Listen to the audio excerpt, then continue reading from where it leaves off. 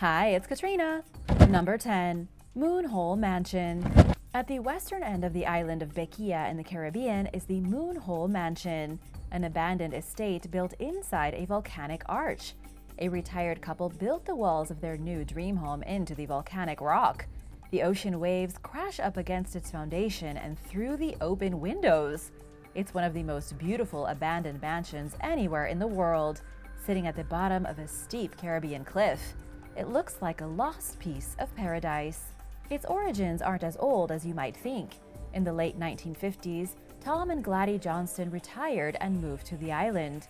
The island was a lovely paradise of sand and trees. There were no hotel chains because the rock stars of the day preferred the southern island of Mustique. Tom and Gladys had the brilliant idea of building a mansion inside the bizarre volcanic formation that the locals called the Moonhole. But there were some major problems. Tom was not an architect and did not know how to build a mansion. There was the constant threat of rocks breaking off from the formation and crashing through the ceiling. There was also the tide to worry about. They built the mansion anyway, and it became one of the most interesting houses in the world. But the mansion was too unsafe, so the couple had to move out. Tom died in 2001, and now island authorities have condemned the broken-down empty place. They won't allow anyone inside, because at any moment the whole place could come crashing down and slide into the water. Number 9. Roman Ghost City. El Oued is called the Town of 1,000 Domes, a city in the Algerian oasis. It's in the middle of the northern Sahara, about 50 miles from the border of Tunisia. It's surrounded by hostile sand dunes, but it's still a thriving city. Outside the occupied city is a vast and ruthless desert riddled with ghost towns. Throughout ancient history, settlers built dozens and even hundreds of small towns in the desert and then abandoned them.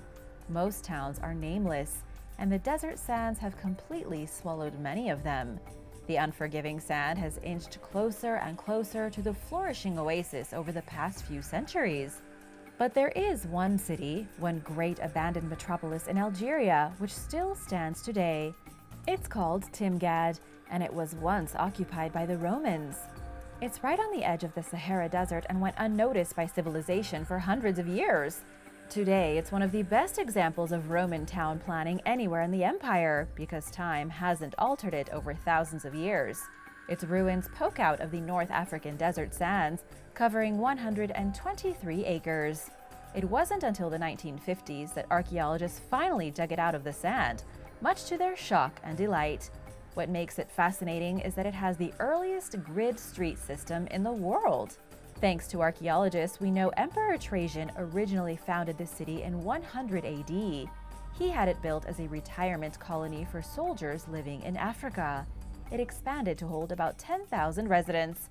But because of its place in the inhospitable desert, and because of the fall of the Roman Empire, it was abandoned. The region is so barren that nobody ever went back to rebuild, and the desert swallowed it for nearly 2,000 years. Number 8. Aegidium Theatre. On a busy street in Brussels, Belgium, there is a stunning abandoned movie theater called the Aegidium. The original owner had the building constructed in 1906 and opened its doors to the public under the name the Diamant Palace. At first, the new owner had the building specifically designed to host parties. But when he died, the new owner took over and renamed it the Pantheon Palace. It then hosted dance nights until 1929, when it changed owners again and he renamed it the Aegidium. Renovations took place in 1933, turning the former dance hall into a movie theater. It was a tremendous success for 50 years, but in 1979, the owner turned the movie theater into a day center. 6 days after that, its doors closed because it had fallen into such awful condition. There have been attempts to rejuvenate the building and bring it back to life, but all those attempts have failed. The building needs serious money and renovations to open again, and nobody seems interested in putting that money up. What we have now is an abandoned building from the early 1900s, a bizarre mix of Art Nouveau and old Moorish-style architecture. It might be pretty, but it's way too dangerous to go inside. Number 7. Mater Gristmill. The Mater Gristmill can be found in Valdez, North Carolina. Just like the movie theater, it was also built in 1906. The founders built it to serve the local community by grinding up corn and wheat. But a terrible flood came in 1916 and destroyed the water wheel. Losing the wheel forced the mill to use turbine power, but this was ineffective, and the owner shut down the mill in the 1940s. Also, it couldn't be operated alone, and World War II was calling many of the young men in the community to serve their country. All these years later, the mill is still standing. It's next to the beautiful McGalliard Falls, one of the most breathtaking natural splendors in North Carolina. In 1982, the mill was renovated, and in 2016, the original water wheel was replaced. Sadly, none of the machinery works, and the mill is a historical landmark deep in the McGalliard Falls Park. The only people who visit now are tourists and locals who like to walk their dogs in the beautiful scenery. Have you ever been there before? Let us know in the comments below. Number 6. The 1984 Winter Olympics. Sarajevo, Bosnia hosted the 1984 Winter Olympics. The government put up a lot of money to build the stadiums, slopes, and other buildings. It was an enormous investment for the nation, with loads of infrastructure being built to accommodate the Olympians. But civil war tore Sarajevo apart shortly after the Olympics. The conflict ravaged the city, killed thousands of civilians, and decimated the venues of the Winter Olympics. The venues are now abandoned and look like they could be used as the backdrop for a dystopian movie. Bosnia was the first communist state to hold the Winter Olympics. They were part of Yugoslavia, but from 1992 to 1995, Yugoslavia split apart into independent nations, such as Bosnia and Serbia. It was during the breakup that the city abandoned the Olympic venues. Soldiers used the track as an artillery stronghold during the siege of the city, and all these years later, nobody has bothered to reclaim them. There is graffiti on just about every surface of the concrete in the abandoned Olympic Village. There are bullet holes in the ski jumps. An enormous billboard with nothing on it is now blocking the end of one of those jumps. And at ground level, the medals podium is even still standing, although it is heavily decayed. The whole place is in a state of collapse, overgrown with weeds and gradually being reclaimed by Mother Nature. Number 5.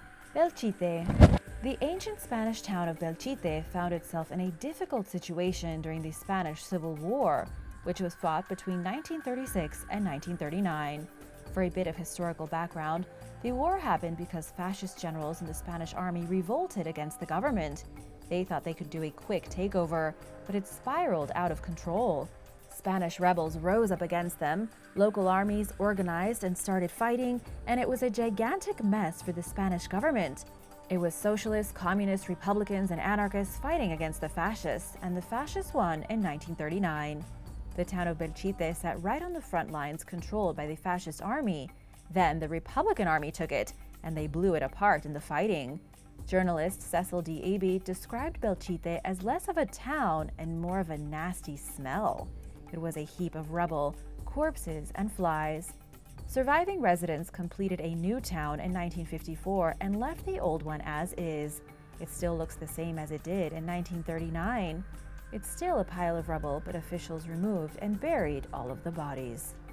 Number 4. Worchester State Hospital. The Worchester State Hospital is one of the creepiest abandoned asylums anywhere in the United States. And that's saying something considering just how many creepy mental hospitals there are dotting the country. It's in Worcester, and it's the oldest asylum anywhere in Massachusetts.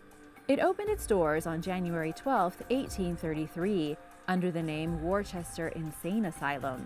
During the first year of its operations, doctors brought 164 patients in for treatment. Healing back then meant lobotomies and shock therapy. It soon became clear that the staff and patients needed a bigger facility.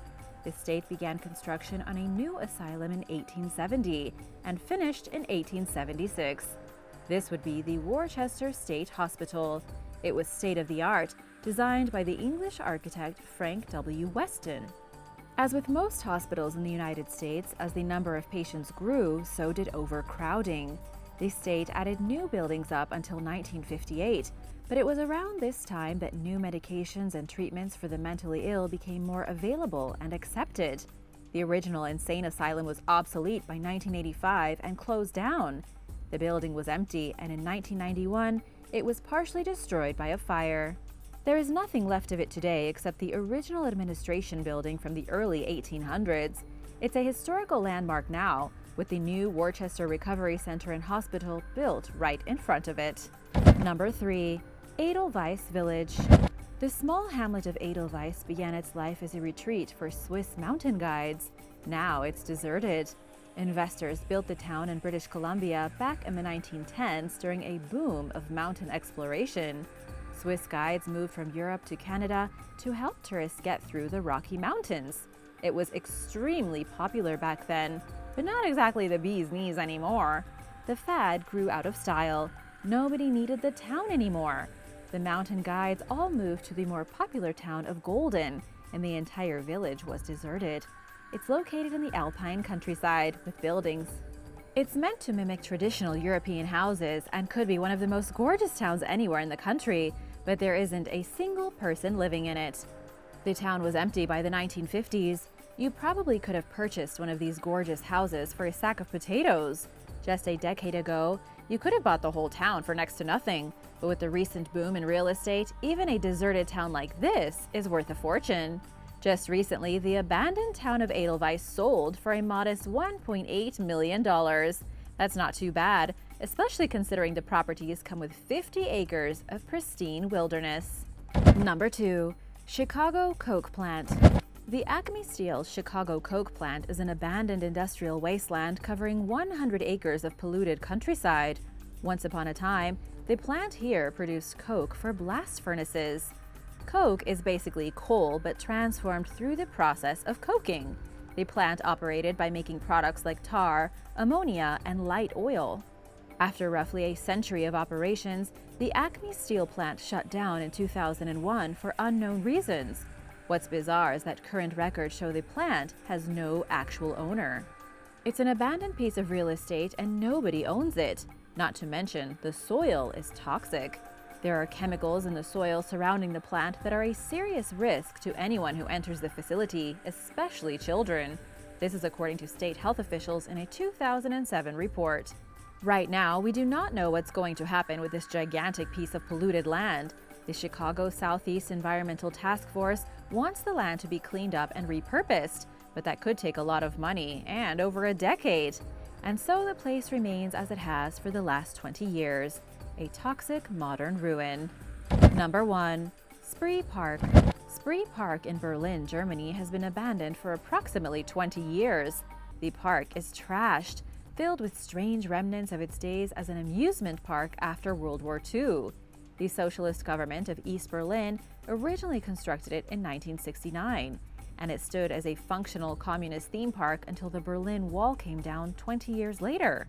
During the communist era of Berlin, the park had roughly 1.7 million visitors a year.